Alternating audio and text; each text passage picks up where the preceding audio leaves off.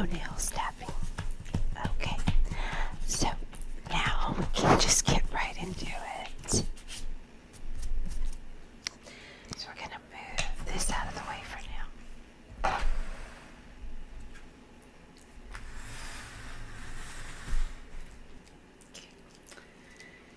All right.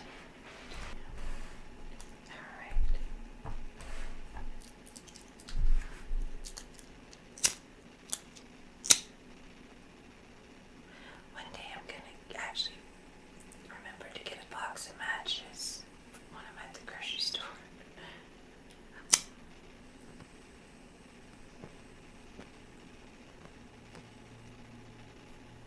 There we go. All right.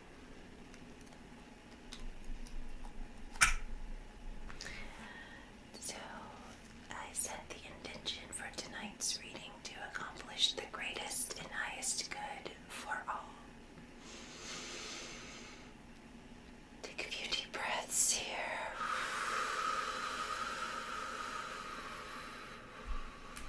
Okay. Set that there. And next, our liquid water sounds.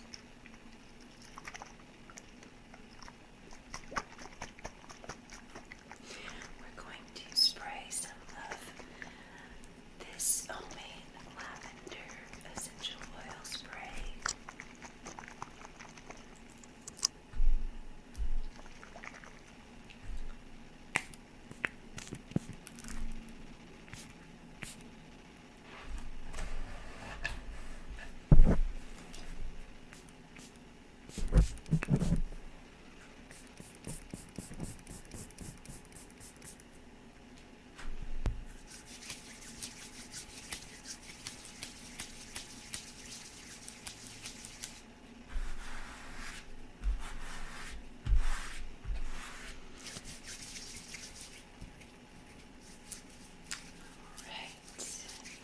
Take another deep breath.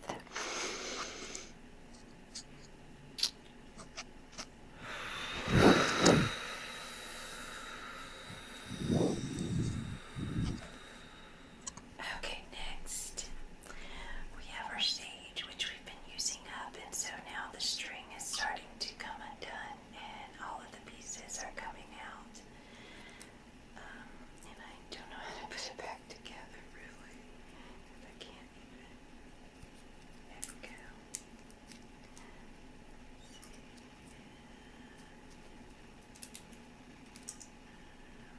Trying to retie it, but I'm not doing too well here. Let's see if I can.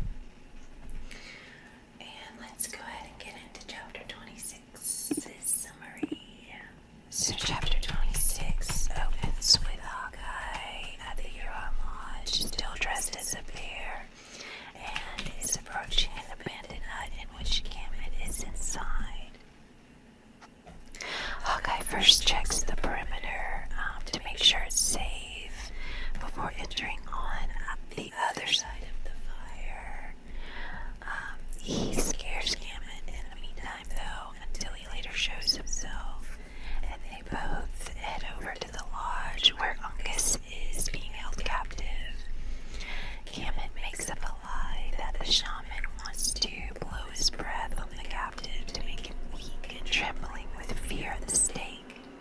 They enter the lodge after the guards are out of earshot and release Uncas. Realizing the need to disguise themselves in order to get past the enemy, they switch tires. Uncas puts on the bear skin, Hawkeye wears Gammon's clothes, and Gammon bravely disguises himself as Uncas. Having faith his psalms will save him. Hawkeye and Uncas slowly move past the guards in disguise, and just as they got to the woods, they heard a loud scream as their cover-up had been discovered. Hawkeye, believing native superstition will protect Gammon, he finds their hidden rifles, and the two men take off into the woods toward the Delaware village. And this is where we pick up in chapter 27.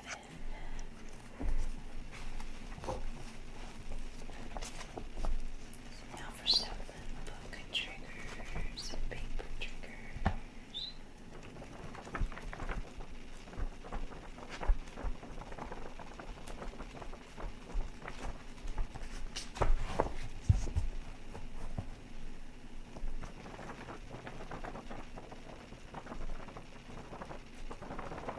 Look at all that we read, guys. That's a lot.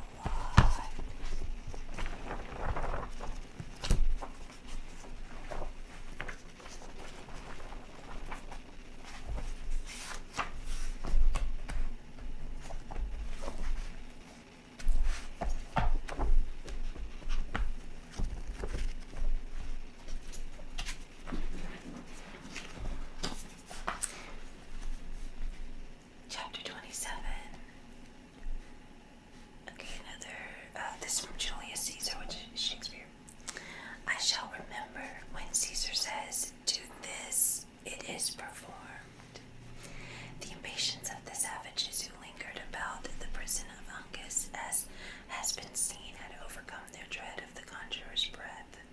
They stole cautiously and with beating hearts to a crevice through which the faint light of the fire was glimmering. For several minutes they mistook the form of David in that of their prisoner, but the very accident which Hawkeye had foreseen occurred. Tired of keeping the extremities of his long person so near together, the senior gradually suffered the lower limbs to extend themselves until one of his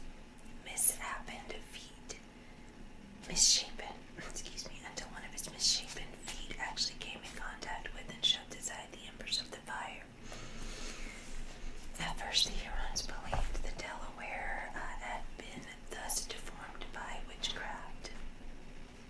But when David, unconscious of being observed, turned his head and exposed his simple, mild countenance in place of the haughty lineaments of their prisoner, it would have exceeded the credulity of even a native to have doubted any longer. They rushed together into the lodge, and laying their hands with but little ceremony on their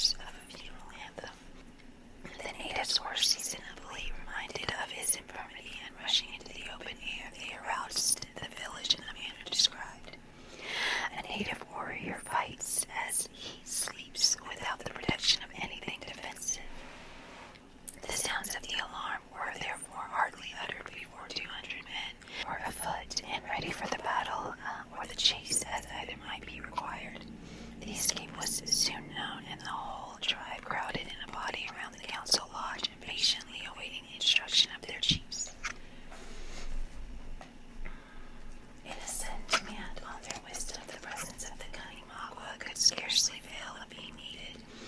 His name was mentioned, and all looked around in wonder that he did not appear.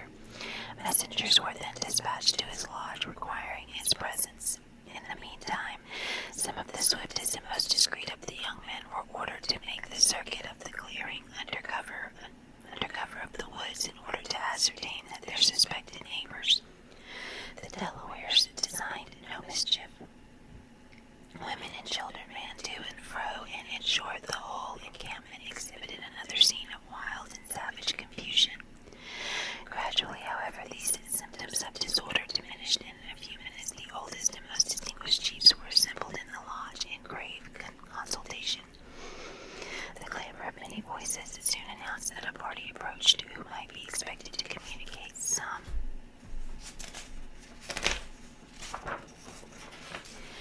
intelligence that would explain the mystery of the novel surrounding surprise.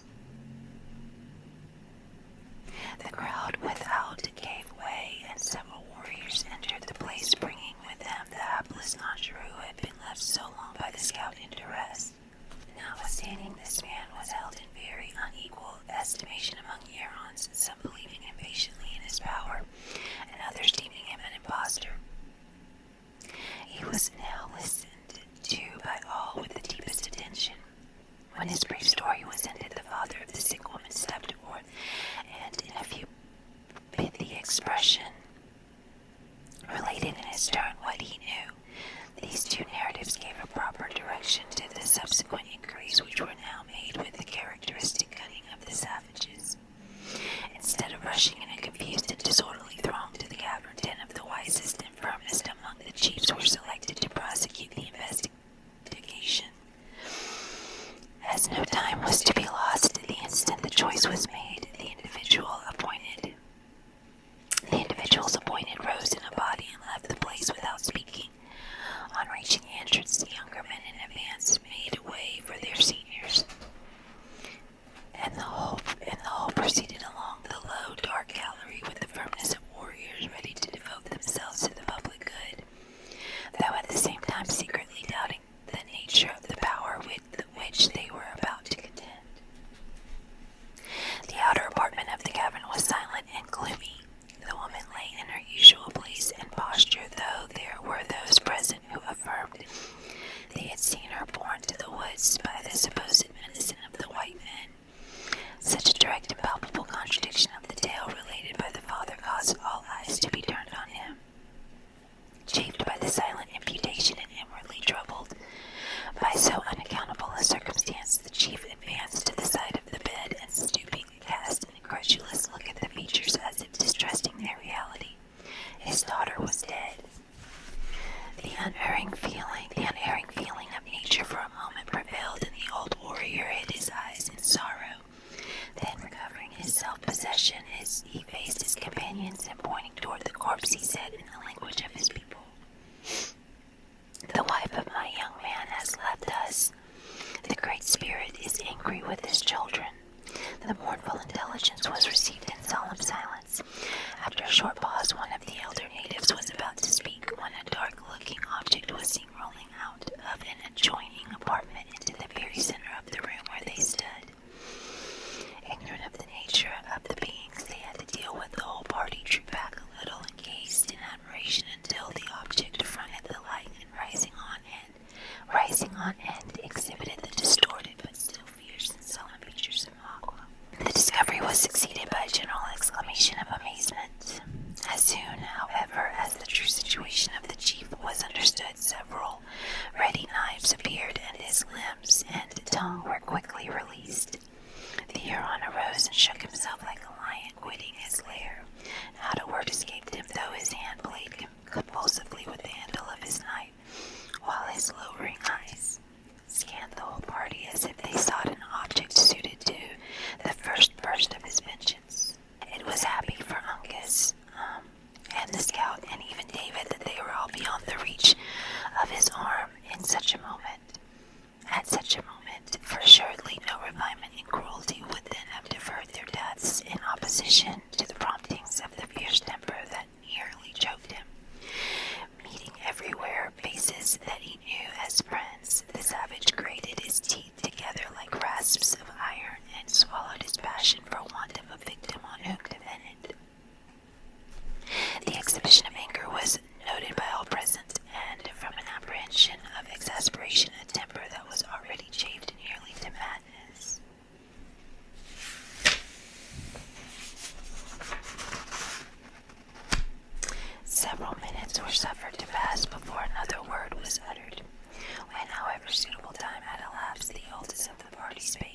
My friend has found an enemy, he said. Is he nigh that the Hurons might take revenge? Let the Delaware die, sang Magua in a voice of thunder. Another long and expressive silence was observed and was broken as before with due precaution by this same individual. The Mohican is swift of a foot and leaps far, he said, but my young men are on his trail. Is he gone? Demanded Magua in tones so deep and guttural that they seemed to proceed from his inmost chest. An evil spirit has been among us, and the Delaware has blinded our eyes. An evil spirit, repeated the other mockingly. 'Tis the spirit that has taken the lives of so many Hurons, the spirit that slew my young men at the tumbling river, that took their scalps at the healing spring, and who has now bound the arms of Le Renard Subtil. Of whom does my friend speak? Of the dog who carries the heart and cunning of a Huron under a pale skin, the long carabine. The pronunciation of so terrible a name produced the usual effect among his auditors.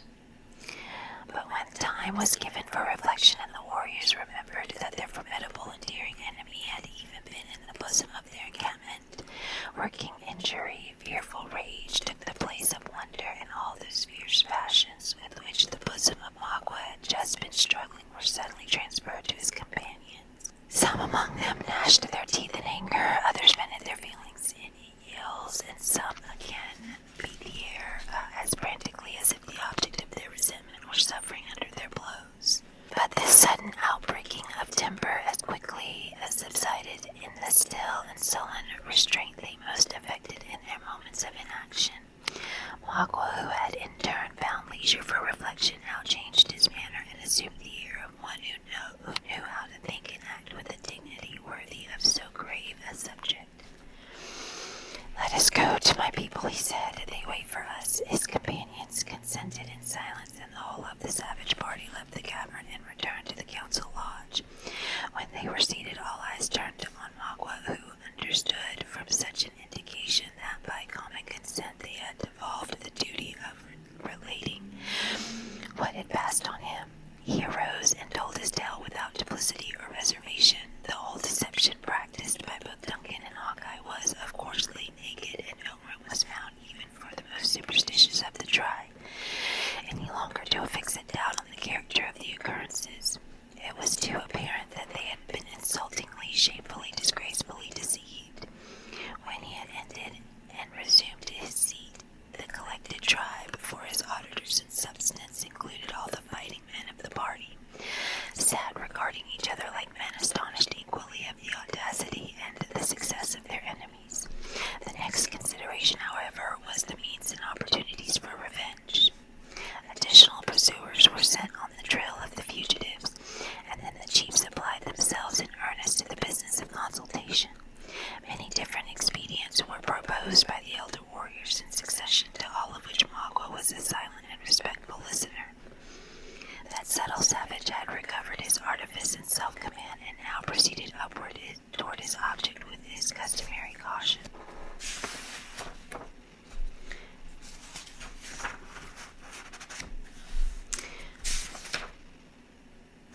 And skill.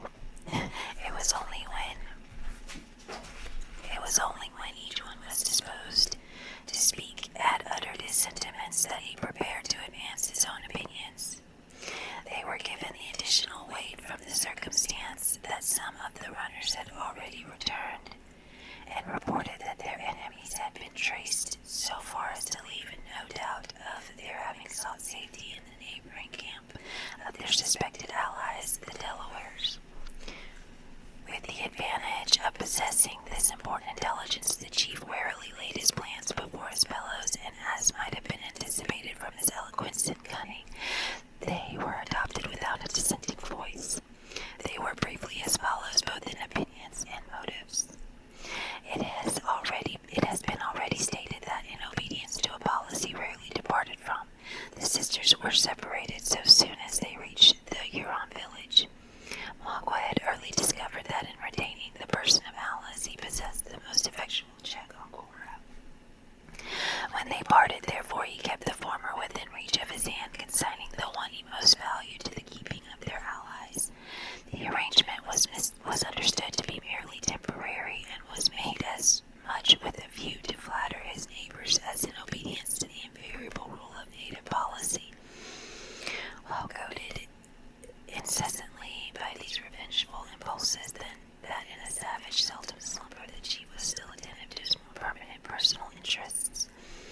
follies and disloyalty committed in his youth were to be expiated by a long and painful penance, ere he could be restored to the full enjoyment of the confidence of his ancient people, and without confidence there could be no authority in a native tribe. In this delicate and arduous situation, the crafty native had neglected no means of increasing his influence, and one of the happiest of his expedients had been the success with which he had cultivated the favor of their powerful and dangerous neighbors.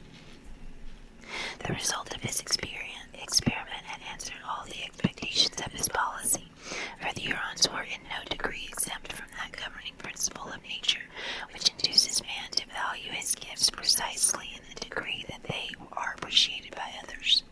But while he was making this ostensible sacrifice to general considerations, Mohawk never lost sight of his individual motives.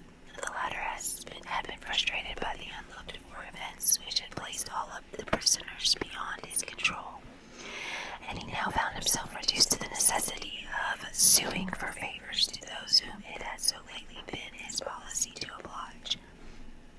Several of the chiefs had proposed deep and treacherous schemes to surprise the Delawares and, by gaining possession of their camp, to recover their prisoners by the same blow, for all agreed that their honor, their interest, and the peace and happiness of their dead countrymen imperiously required them speedily to immolate some victims to their revenge. But plans so dangerous to attempt and of such doubtful issue, Mohawk found little difficulty in defeating. He exposed their risk and fallacy with his usual skill, and it was only after he had removed every impediment in the shape of opposing advice that he ventured to propose his own projects. He commenced by flattering the self-love to his auditors, a never-failing method of commanding attention. When he had enumerated the many different occasions on which the Hurons had exhibited their courage and prowess in the punishment of insults, he digressed in high encomium on the virtue of wisdom. So, he digressed in high encomium on the virtue of wisdom. So that means he basically gave a speech on the virtue of wisdom. He painted the equality as forming the great point of difference between the beaver and other brutes, between the brutes and men, and finally between the Hurons in particular and the rest of the human race. After he had sufficiently extolled the property of discretion,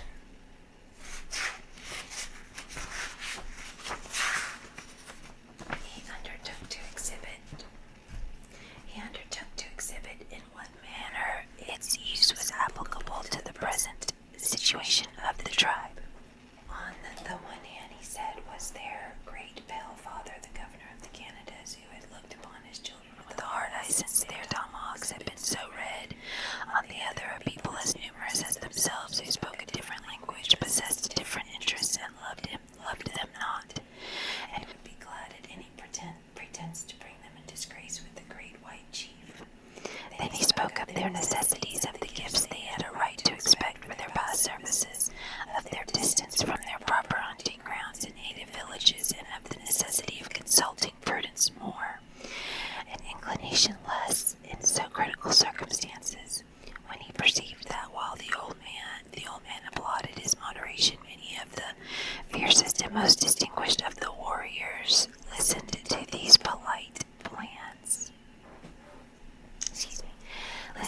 politic plans with lowering looks.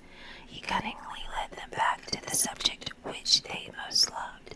He spoke openly of the fruits of their wisdom, which he boldly pronounced would be a complete and final triumph over the enemies.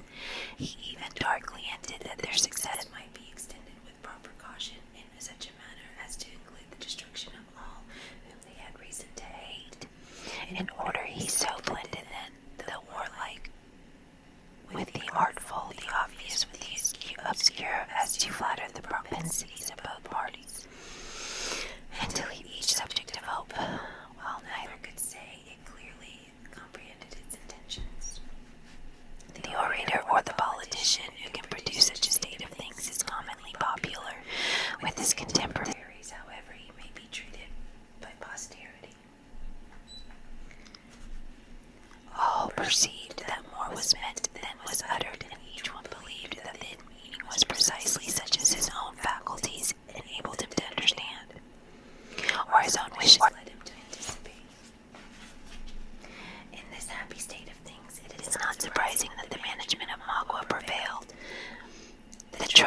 consented to act with deliberation, and with one voice they committed the direction of the whole affair to the government of the chief who had suggested in such wise and intelligible expedients. Magua had now attained one great object of all his cunning and enterprise.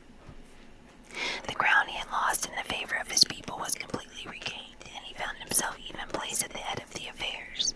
He was in truth their ruler, and so long as he could maintain the popularity, no monarch could be more despotic, especially while the tribe continued in a hostile country. Throwing off, therefore, the appearance of consultation, he assumed the grave air of authority necessary to support the dignity of his office. Runners were dispatched for intelligence in different directions. Spies were ordered to approach and fill the encampments of the Delawares. The warriors were dismissed to their lodges with an intimation that their services would soon be needed, and the women and children were ordered to retire with a warning that it was their province to be silent. When these several arrangements were made, Magua passed through the village, stopping here and there to pay a visit where he thought his presence might be flattering to the individual. He confirmed his friends in their confidence, fixed the wavering, and gratified all. Then he sought his own lodge. The wife the Huron chief had abandoned when he was chased from among his people was dead. Children he had none, and he now occupied a hut without companion of any sort. It was in fact the dilapidated and solitary structure in which David had been discovered, and whom he had tolerated in his presence on those few occasions when they met with the contemptuous indifference of a haughty superiority. Hither then Magua retired when his labors of policy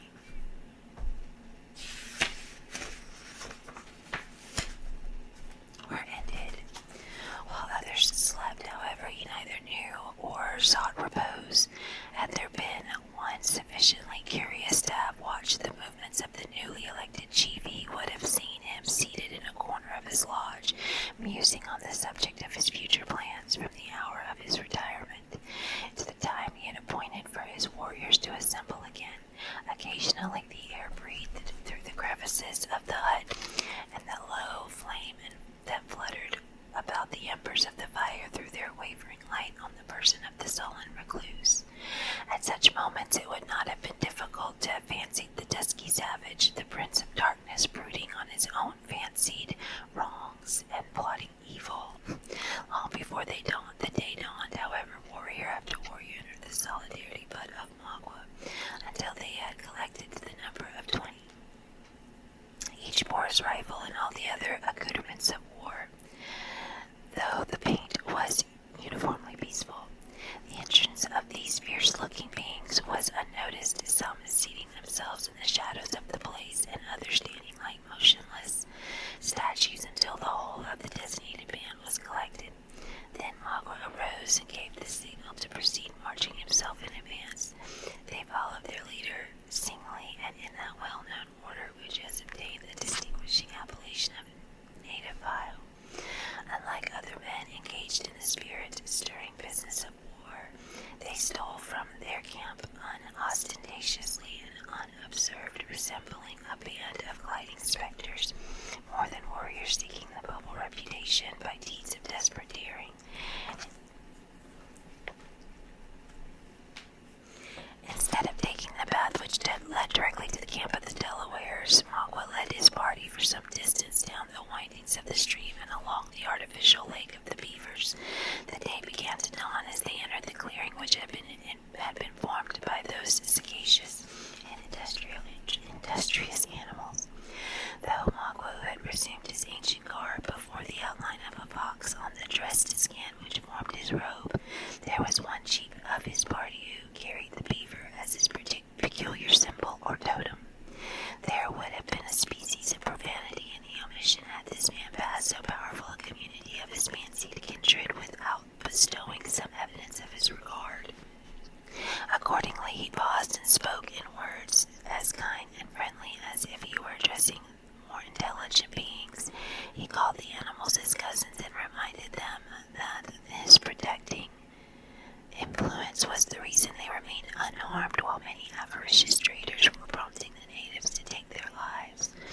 He promised a continuance of his favors and admonished them to be grateful, after which he spoke of the expedition in which he was himself itself engaged, and intimated, though with sufficient delicacy and circumlocution, the expediency of bestowing on their relative a portion of that wisdom for which they were so renowned.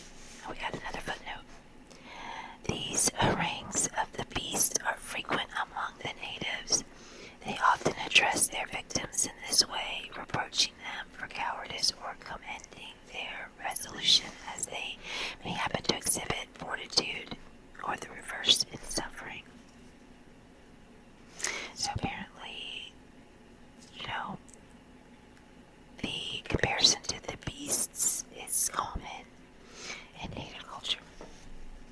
During the utterance of his extraordinary address, the companions of the speaker were as grave and as attentive to his language as though they were all equally impressed with its propriety.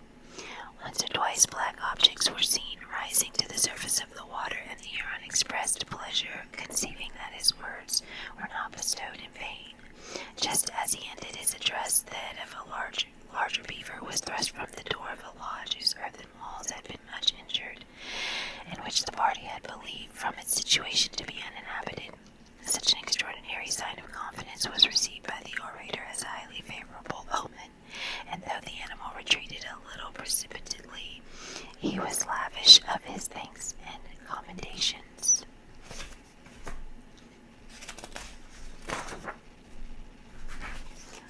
When Magua thought sufficient time had been lost in gratifying the family affection of the warrior, he again made the signal to proceed, as the natives moved away in a body, and with a step that would have been inaudible to the ears of any common man. The same venerable-looking beaver once more ventured his head from its cover. Had any of the Hurons turned to look behind them, they would have seen the animal watching their movements with an interest and sagacity that might easily have been mistaken for reason. Indeed, so very distinct and intelligible were the devices of the quadruped, that even the most experienced observer would have been at a loss to account for its actions until the moment when the party entered the forest, when the whole would have been explained by seeing the entire animal issue from the lodge, uncasing by the act the grave features of Chingachgook from his mask of fur. Oh wow, so that beaver was actually Chingachgook. Alright, so that was chapter 27. We're focused on Magua the Hurons after they discovered the escape of their